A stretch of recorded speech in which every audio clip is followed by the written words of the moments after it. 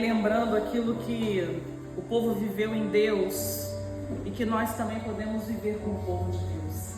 E às vezes nós esquecemos isso, deixamos as coisas irem passando, e aí quando a gente canta um louvor desse, a gente lembra que o nosso Deus é tão poderoso que nós também podemos atravessar o mar. Amém, queridos? Amém. Nós vamos ler a palavra de Deus, nós vamos iniciar em Atos, mas depois eu vou trocar um pouquinho. Atos 2, verso 16.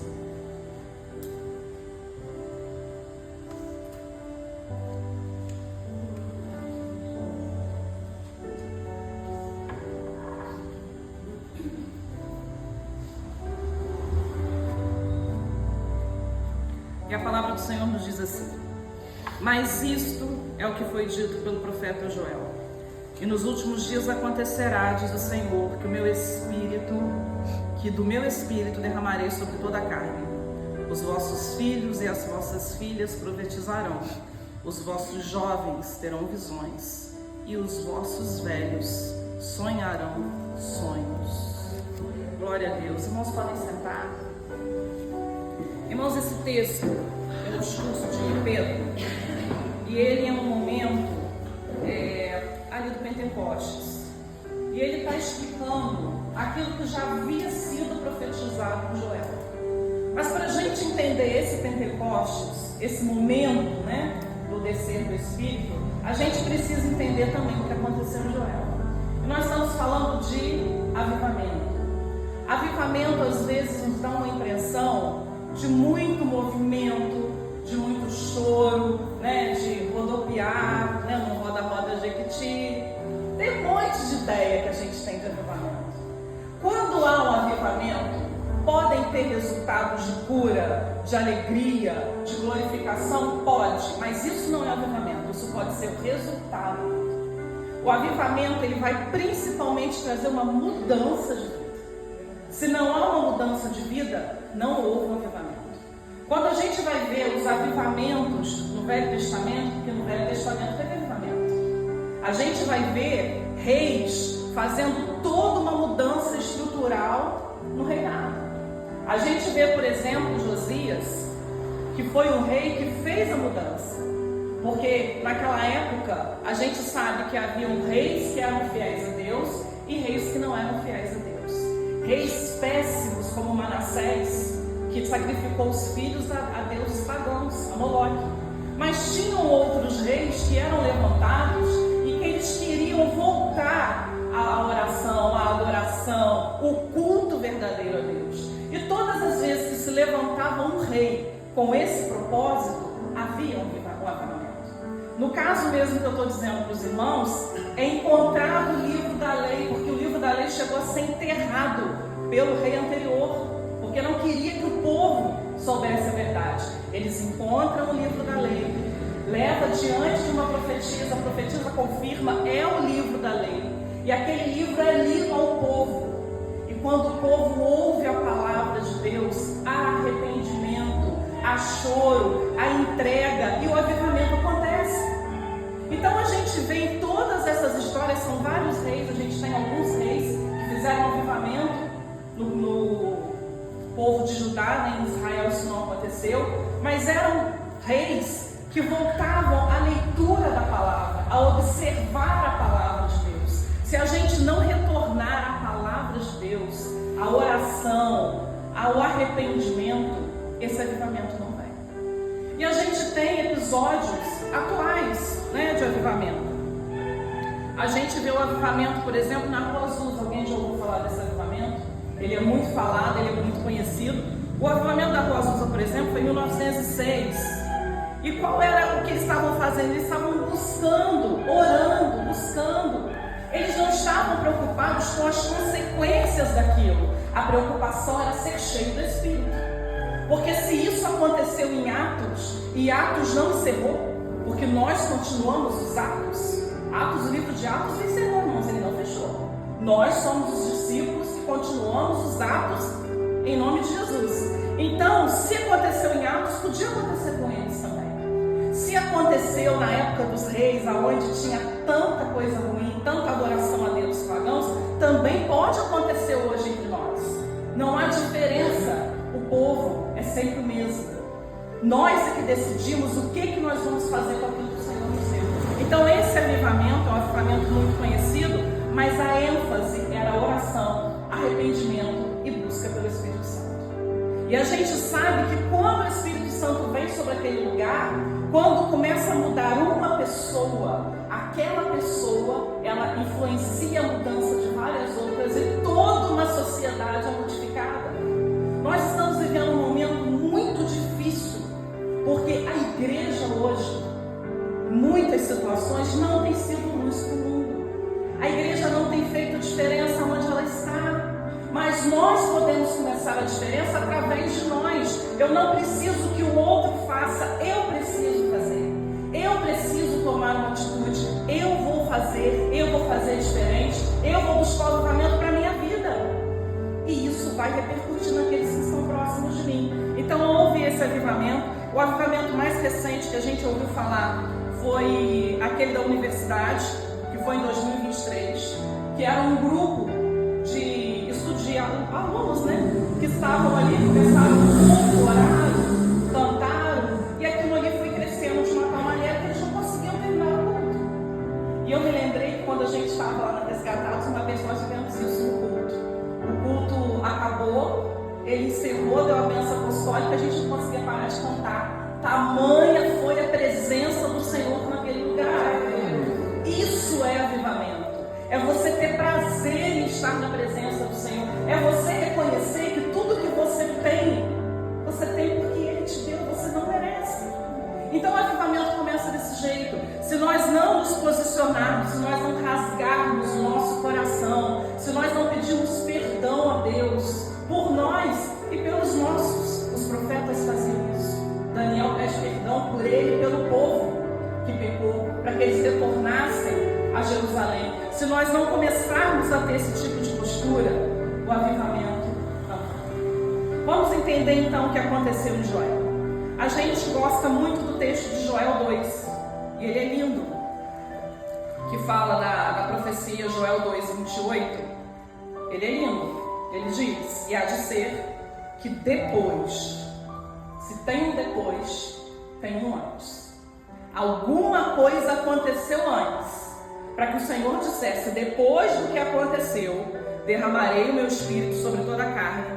Vossos filhos e vossas filhas profetizarão, vossos velhos terão sonhos e os vossos jovens terão visões. Mas antes de Joel 2, irmãos, tem Joel 1. E Joel 1 não é legal, porque Joel 1 vem mostrando a decadência do povo.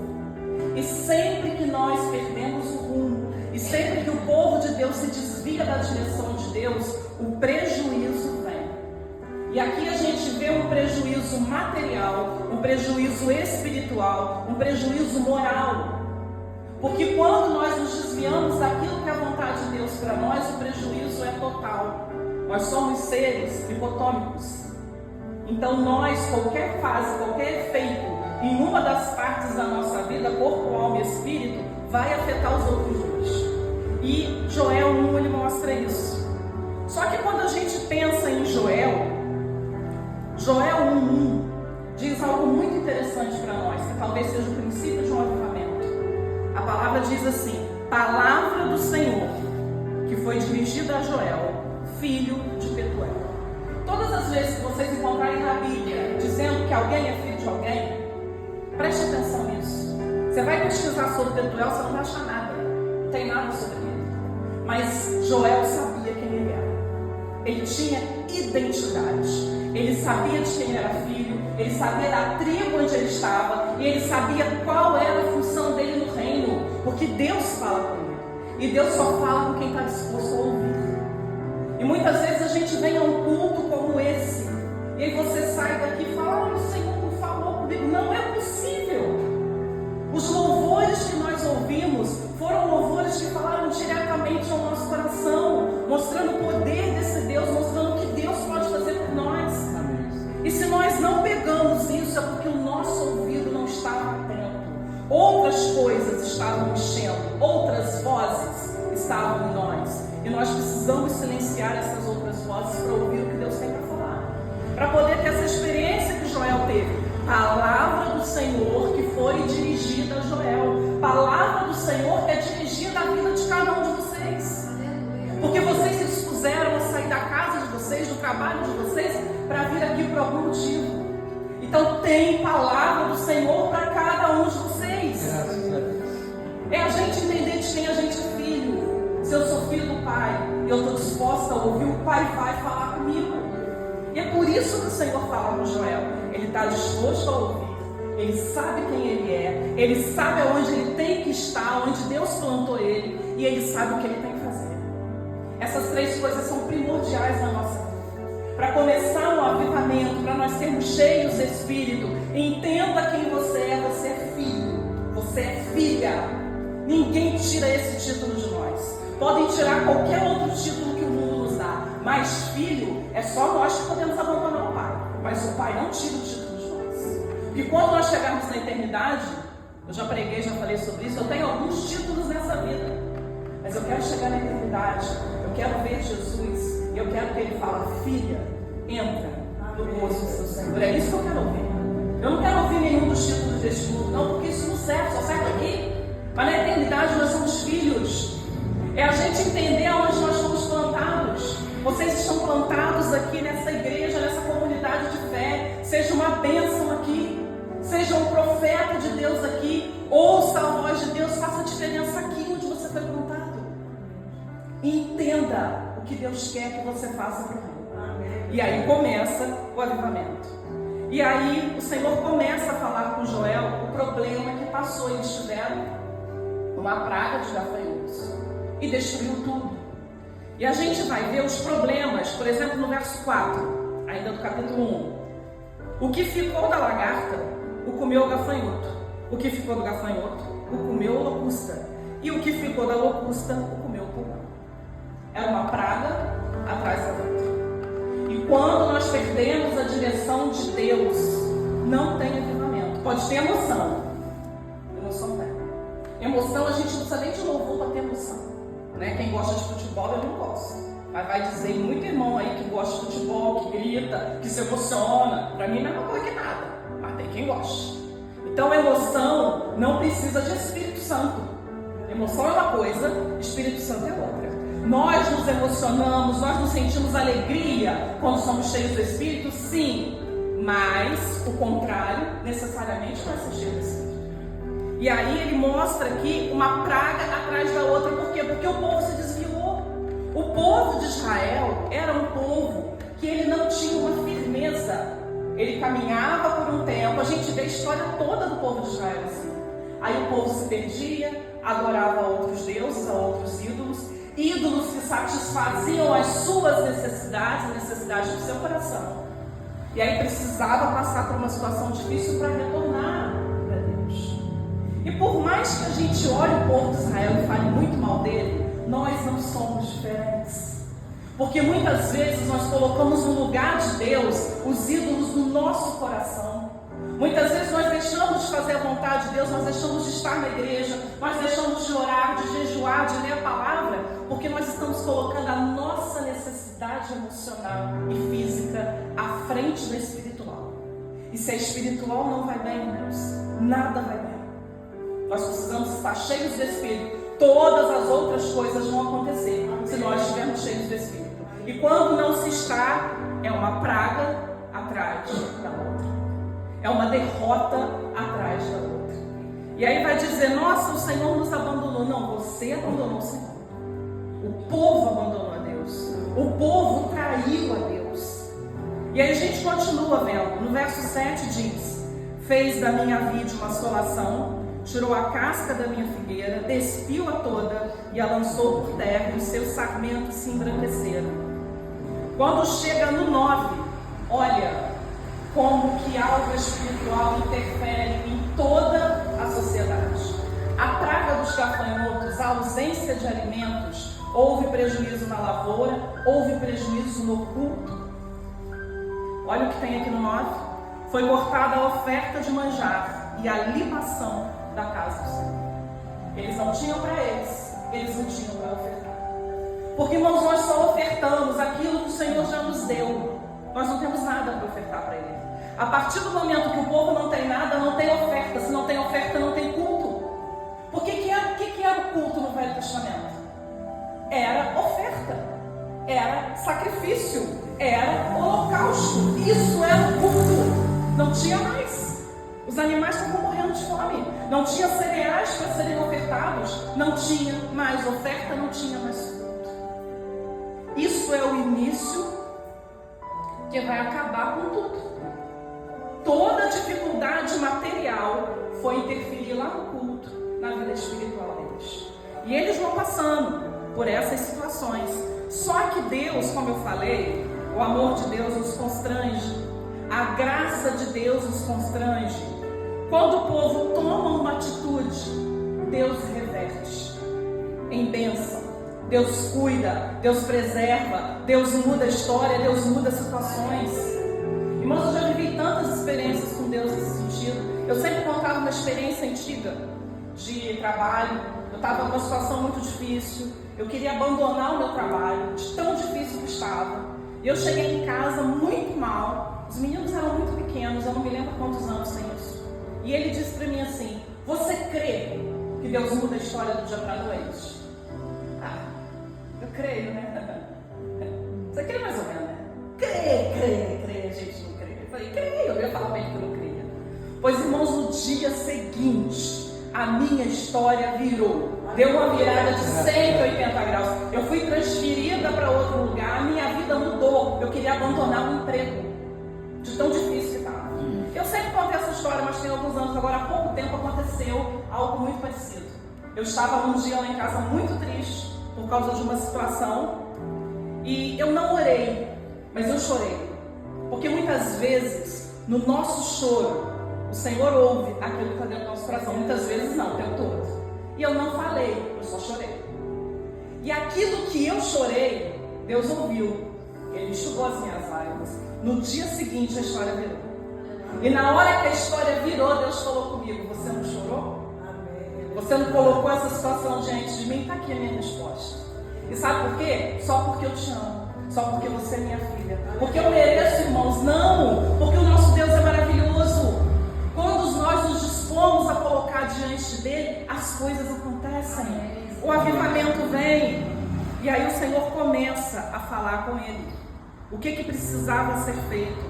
Porque o avivamento de Deus, ele é uma chamada à renovação. A gente vai ver lá em Joel 2:15. Ele começa a orientar o povo. Vocês querem avivamento? Então olha como é que começa o avivamento. Tocai a buzina em Sião, santificai um jejum, proclamai um dia de proibição, congregai o povo, santificai a congregação, ajuntai os anciãos, chorem os sacerdotes, ministros do Senhor, se arrependam, façam alguma coisa, ore, jejue, se consagre e fala: Senhor, eu quero viver este avivamento. O Senhor orienta, o Senhor ensina, o Senhor mostra. E não queira viver só porque você está com vontade, não. Você pode não estar com vontade, mas a melhor coisa para a gente é ser alguém avivado.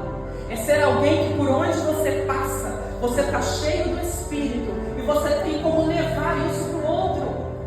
Eu sempre falo da mulher samaritana porque para mim é um empoderamento feminino maravilhoso. Porque isso que tem aí é porcaria. Mas aquilo que Jesus fazia era empoderamento. Ele muda a história de uma mulher, porque aquela mulher fica cheia dele. E ela transborda. E quando os discípulos vão à cidade e só traz comida para eles, a mulher vai à cidade e traz a cidade inteira. Ela não queria mais saber o que falavam a respeito dela. Porque agora ela era cheia do Espírito. Agora ela tinha identidade. Agora ela sabia onde ela tinha sido plantada. Agora ela sabia o que ela tinha que fazer. Eu sou uma evangelista. Eu sou uma missionária. Eu não sou o que dizem que eu sou. Eu sou o que Jesus disse que eu sou. Houve um avivamento naquele lugar porque alguém entendeu. Alguém se arrependeu. Alguém mudou de vida. Toda uma cidade foi alcançada por causa de uma mulher que se posicionou. Irmãos, conosco não é diferente. Nós temos uma chamada a essa renovação. Então como é que eu começo? Começo se arrependendo. Pecado tem nome. É tão fácil orar, né? Senhor, me perdoa por tudo. Em nome de Jesus, amém. declare o seu pecado, olhe ao Senhor e peça perdão por aquilo que está dentro do seu coração e ninguém sabe que está. Que a pessoa, a gente só olha o externo, fala assim, nossa, está tão bonita a irmã, né? As irmãs arrumadinhas, cheirosas, os irmãos estão ajeitadinhos, as irmãs estão bonitas.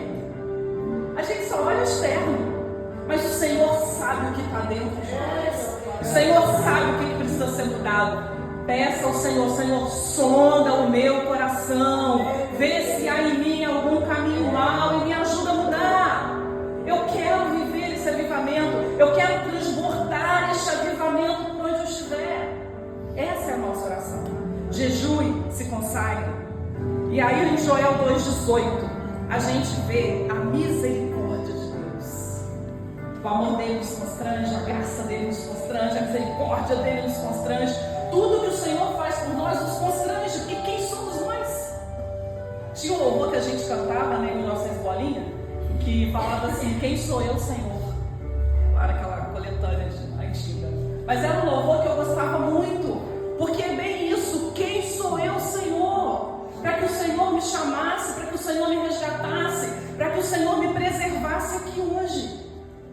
Vocês têm noção de quantas pessoas gostariam de estar aqui hoje?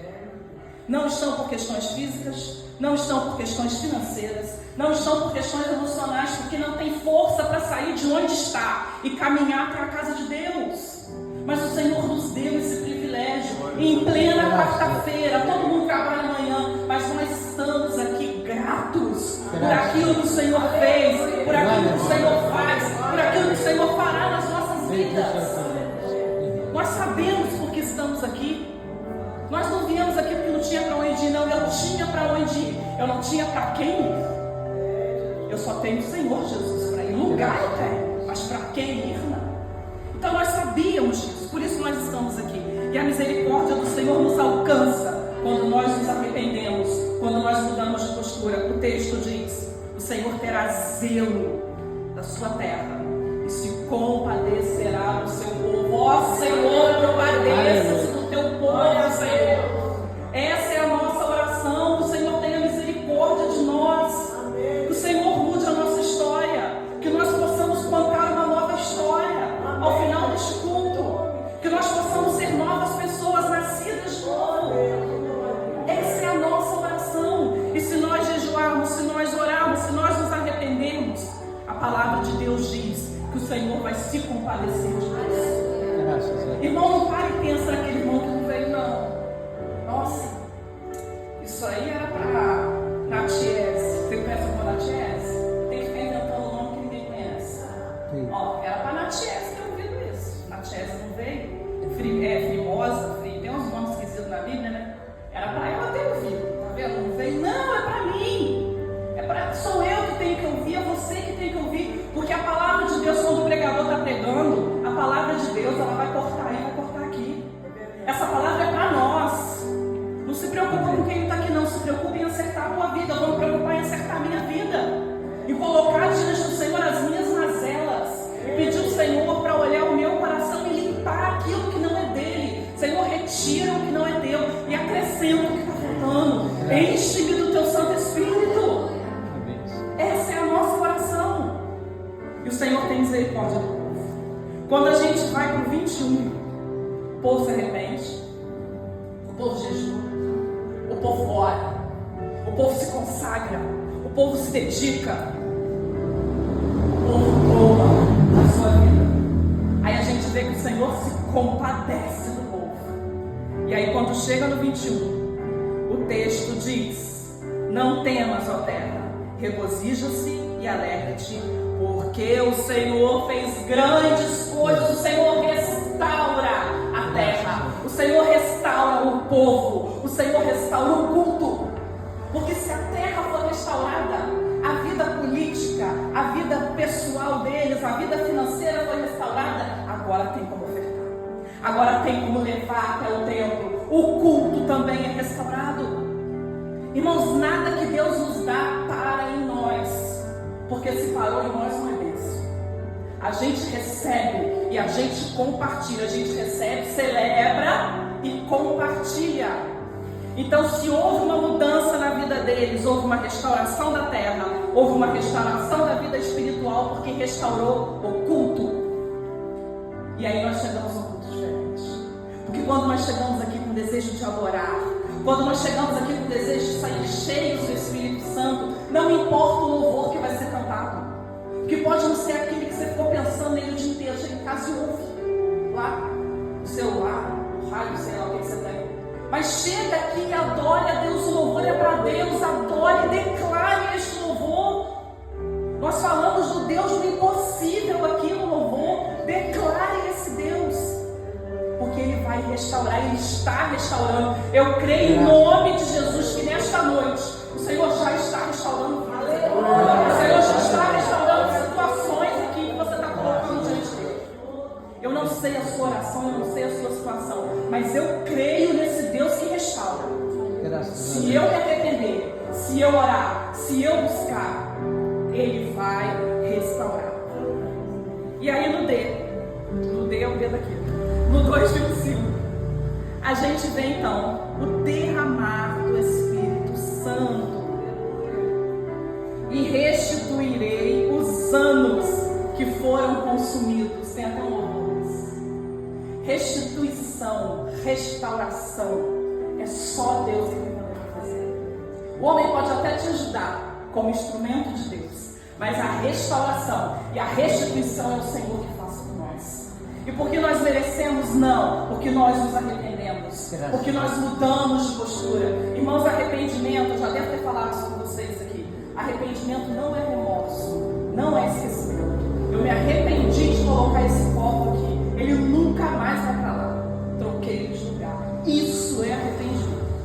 Agora, se eu me arrependi de colocar ele aqui, e a próxima vez que eu subir nesse altar eu colocar ele aqui de novo, não é arrependimento. Foi só um momento de distração. Arrependimento é mudança de vida, é mudança. É trocar as coisas de lugar, é trocar os sentimentos que estão dentro de mim me atrapalhando nessa caminhada. Isso é arrependimento. Então o Senhor vem e derrama do teu Espírito. Então quando a gente chega lá em Atos, e eles estão falando sobre isso, e eles estão falando desse Joel, a gente vê aquilo que o pastor Márcio começou falando. E a gente vai entender que a sequência, ela é a mesma. Jesus está no meio deles, Jesus aparece para 500, como o pastor disse, mas aqui o texto diz que tinha 120. Caiu mais de 50%, vou fazer a conta aqui não para não errar agora, rápido. Mas Jesus fica 40 dias caminhando com eles, aparecendo para as pessoas, falando desse Espírito Santo que viria, que foi profetizado lá em Joel. Nós vimos por que foi profetizado, porque o povo passou por uma dificuldade, o povo se arrependeu, mudou de posição, e aí ele profetizou sobre aquele povo. E aí depois de 10 dias ali em oração, que é o chamado de Pentecostes, Pentecostes é uma festa em Israel, que é 50 dias depois da Páscoa. E aí eles vão oferecer, porque as festas em Israel eram um culto, eles iam levar as primícias, os primeiros frutos ao templo. Era um momento de festa, era um momento de alegria. O povo, os outros 380, sei lá o que estavam fazendo da vida, era festa. E estava certo comemorar a festa? Claro que estava. Era uma festa instituída por Deus. Mas qual foi a ordem do Senhor? Comemorar a festa instituída por Ele? Não. A ordem do Senhor era: ficai em Jerusalém, até que do alto sejais revestidos de poder. É só obedecer, porque o Senhor, a vontade dele é boa, perfeita e agradável. Quem obedeceu, quem ouviu, alcançou a experiência, alcançou o batismo, foi cheio do Espírito Santo, viu as grandes maravilhas que aconteceram naquele lugar. Irmãos, eram todos reunidos no mesmo lugar. O pastor falou que todos é quem está aqui, todos. Nós somos todos. Todos aqueles que decidem receber o Espírito Santo, que decidem tomar uma atitude, que decidem ser avivados, todos vão ser avivados. Quando a gente fala do Salmo 91, eu sou muito repetitiva no Salmo 91, porque ele é realmente um salmo de guerra. Ele fala daquele que habita no esconderijo do Altíssimo. Quem é aquele? Eu sou aquele.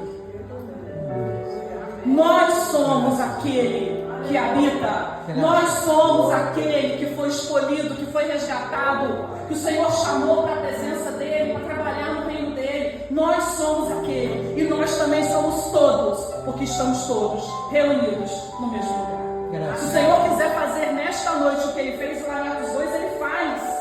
Mas depende de nós queremos viver algo sobrenatural. Irmãos, conhecer a palavra de Deus é maravilhosa e ela tem que ser feita. Estudar a palavra de Deus é maravilhosa, mas nós vivemos desta palavra, mas nós também vivemos do Espírito Santo. Daquilo que Deus faz em nós, daquilo que Deus transforma em nós. E esse povo estava todo reunido no mesmo lugar. E aí no verso 2, Atos 1, 2. Não, Atos 2, 2. É, 2, 2. De repente veio do céu um som como de um vento veemente e impetuoso, e encheu toda a casa que estavam assentados, e foram repartidas por eles, e foram vistas por eles, línguas repartidas como que fogo, as quais pousaram sobre cada um deles. E todos que estavam reunidos, todos que ouviram o Senhor falar, ficai em Jerusalém, até que do alto sejais revestidos de poder. O Senhor está mandando você ficar onde? O Senhor está dizendo para você fazer o quê? Faça o que o Senhor falou. Comece a silenciar as outras vozes e comece a ouvir o que Deus falou para você. Porque esses todos aqui é o que diz no verso 4. E todos foram cheios do Espírito. Aleluia! Graças a Deus. Porque eles tinham um propósito. Irmãos, nós só caminhamos, nós só alcançamos se nós tivermos um propósito. Se houver comunhão. A gente vê que a igreja de Atos, ela é um modelo do avivamento. Ela é um modelo de igreja. Ela é um modelo a ser seguido.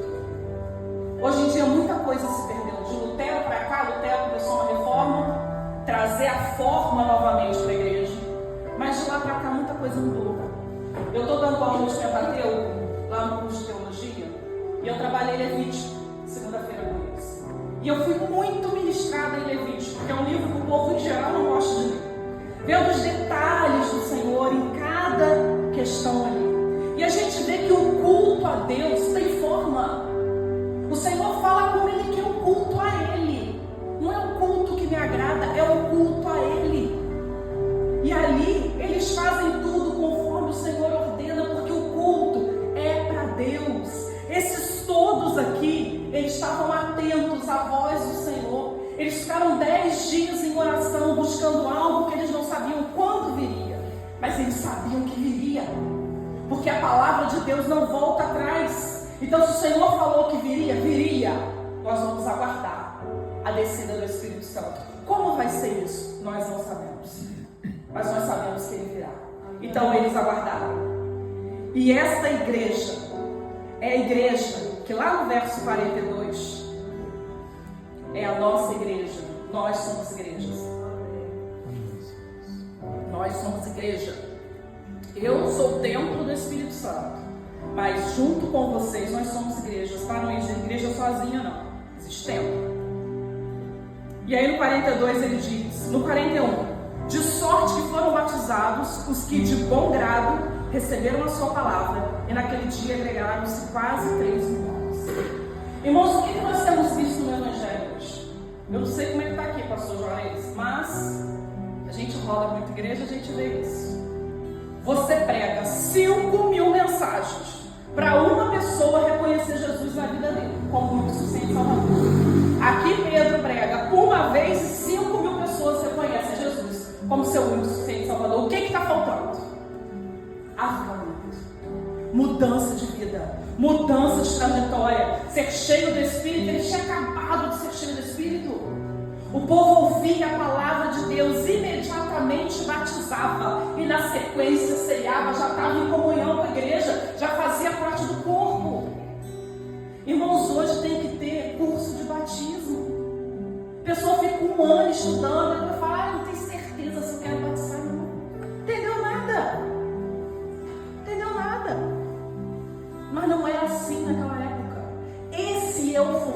chamado de igreja. Nós precisamos falar do Senhor e as pessoas precisam entender que eles precisam de Jesus. Nós precisamos de Jesus. O que seria da sua vida, da minha vida, se Jesus não tivesse me resgatado? Eu não sei se eu teria nem família. Porque Ele me alcançou, Ele me chamou, Ele virou para mim quando eu tinha 9 anos de idade. Ele falou: Andréia, vem para cá, eu quero você comigo, eu quero você na minha presença, eu tenho algo para você fazer. E aos 9 anos de idade, irmãos, eu nunca imaginei chegar onde eu cheguei. E se eu estou aqui hoje falando do Senhor, é porque a graça dele me sustenta. Porque eu não sou ninguém, eu sou só a pessoa que está trazendo um recado para vocês. Vocês não têm que lembrar de mim, vocês não têm que lembrar da minha fala, vocês têm que lembrar do recado que o Senhor está dando. Arrependa-te, mude de posição, busque o Espírito Santo, seja cheio, seja alguém avivado. Porque quando nós somos avivados, 42, perseveravam na doutrina dos apóstolos. É perseverar na palavra de Deus, naquilo que o Senhor nos deixou. Essa é a revelação. A palavra de Deus é revelada. Nós temos promessas, nós temos princípios, nós temos revelação de Gênesis, Apocalipse. O que você não está recebendo, o que você não está vendo, aqui estão as promessas de Deus para a nossa vida. Eles perseveravam na doutrina, na comunhão, no partir do pão, nas orações. Todos eles. Oração, comunhão, estar junto. E não é estar junto só no momento do culto, não. É permanecer junto. O meu irmão está precisando de uma oração, o meu irmão está precisando de um abraço, o meu irmão está precisando de uma cesta básica. Isso é ter comunhão. Porque falar: eu vou orar por você, isso qualquer um ora. Faz alguma coisa. Mostre para ele que você é cheio do Espírito. E que você é cheio do Espírito, você se preocupa com o seu irmão. Então eles tinham tudo em comum. E cada alma havia temor, e muitas maravilhas e sinais se faziam pelos apóstolos. Irmãos, quantas maravilhas nós temos visto! Sinais nós temos visto muito. Curas, maravilhas. Por que que isso não acontece nos nossos dias? E eu digo aqui no país. Porque as pessoas que viajam para a África, os missionários que vão lá e contam o que eles veem lá, a história lá é diferente. Porque lá, ou o milagre acontece, ou quem não é da parte de Deus, que é da parte dos demônios, vai ser honrado. Então lá não tem meio termo, tem que acontecer. Se a pessoa chega para orar por cura, a cura tem que acontecer. Mas hoje como que nós oramos? Ah, Senhor, abençoa aí. Mas se o Senhor não quiser abençoar também, eu entendo. Não é assim que a gente ora? Eu entendo, né? Vontade é a sua vontade. Não, olhe para Deus curar, olhe para Deus libertar. Se Ele não libertar, não é problema seu. É a vontade dEle. Mas eu não posso orar já dizendo para Deus não fazer. Senhor, cura. Ah, mas eu vou passar vergonha. Orei e a pessoa não foi curada. Eu não vou passar vergonha, eu não curo ninguém. Eu só sou um instrumento. Eu vou orar para o Senhor encher alguém do Espírito Santo. Se a pessoa não for cheia, eu não tenho culpa. A pessoa não teve fé, não era o momento. Agora, aquilo que me compete fazer, eu vou fazer. Eu vou orar. Eu já falei com os irmãos de Pedro aqui. A igreja fazia constante oração pela vida de Pedro. E quando Pedro pensou, o pessoal: como é que pode um negócio desse? Não, vocês estão doidos? Pedro vai morrer amanhã. A gente está orando, mas a gente sabe que Pedro vai morrer amanhã. Que oração é essa? Que você ora por algo que você não acredita que vai acontecer. Se nós não acreditamos no avivamento, não adianta orar por ele. Ah, não, aquilo não vai acontecer, não. Sabe, o pessoal é fraquinho. Não, eu não posso pensar desse jeito, irmãos. Porque é o Senhor que faz. Nós somos só instrumentos, então eu estou diminuindo o poder de Deus. A gente precisa orar e crer naquilo que nós estamos orando. Este povo cria naquilo que eles faziam. Qual foi a palavra ali na porta de Formosa? Não tenho prata nem ouro. O que eu tenho eu te dou. Em nome de Jesus Nazareno, levanta e anda. Ele podia não ter levantado? Podia. Mas ele levantou e andou. Porque era necessário sinais e maravilhas para que aquele povo crescesse no Jesus ressuscitado. E talvez seja isso que está faltando hoje. para que o povo creia no Jesus que nós cremos, para que o povo creia no Deus que nós servimos, que aconteça sinais e maravilhas na nossa vida. Todos que criam, estavam juntos e tinham tudo em comum. No 46 fala que eles perseveraram unânimes todos os dias no templo. Perseveravam, oravam, tinham comunhão, se consagravam. 47. Irmãos, olha como que funciona o avivamento. A gente falou lá de Joel, eu falei de Atos, e a gente viu um padrão do avivamento. Começa com arrependimento. Se arrepende, busca Deus, ora, jejua, sai. O Senhor se compadece do povo e o Senhor restaura a terra. E aí há culto, há louvor, há adoração. E quando nós chegamos neste nível de avivamento, de adoração a Deus, porque nós estamos cheios do Espírito, acontece o verso 47. Louvando a Deus e caindo na graça de todo o povo. E todos os dias acrescentava o Senhor à igreja aqueles que se haviam de salvar. Nós somos louvor vivo. Nós somos adoradores. Porque adorador não é lugar, irmãos. Adorador é você ser adorador. O Senhor está procurando adoradores. No céu já tem os anjos lá adorando. Mas a nossa vida é uma vida de adoração. A nossa vida é uma vida de testemunho, onde as pessoas veem que nós estamos com problema, que nós estamos com luta, mas nós não perdemos o foco. Nós mantemos a nossa adoração. Como é que você está? Eu estou bem, graças a Deus. Aí a pessoa olha e fala, gente, mas ela não está bem. Em Cristo eu estou bem. Porque eu creio que Ele é comigo, eu não estou sozinha, eu não estou passando por essa prova sozinha. Irmãos, quando Ananias, Misael e Azarias decidiram entrar na fornalha, porque eles podiam ter decidido o contrário, é decisão. Se vocês não adorarem a estátua, vocês vão morrer. Nós vamos morrer.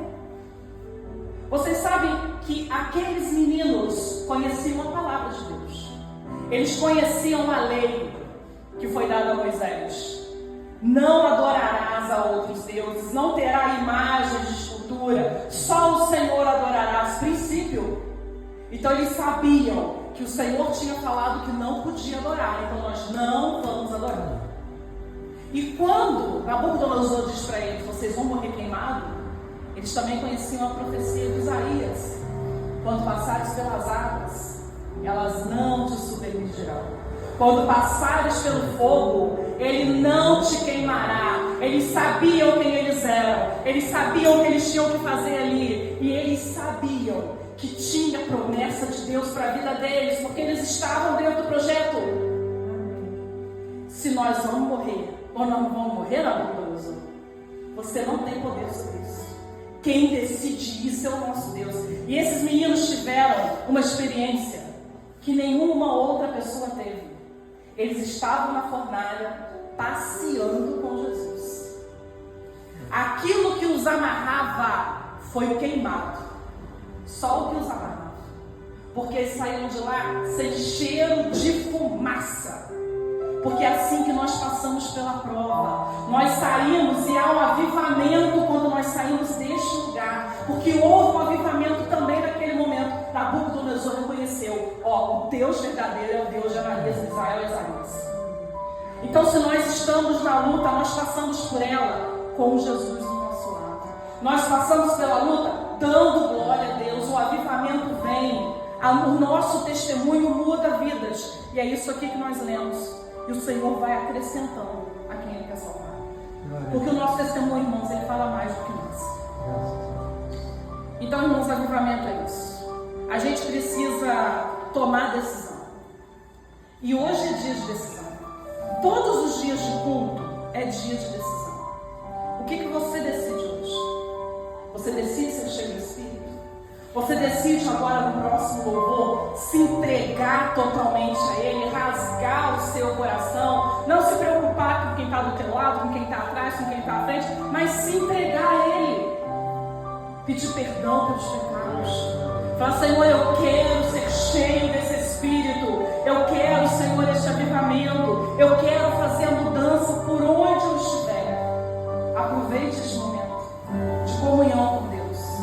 Fale com Ele, se declare a Ele. Esse louvor, Ele conta essa história. Declare isso, porque eu também quero viver o que os discípulos, o que os 120 viveram em Atos 2.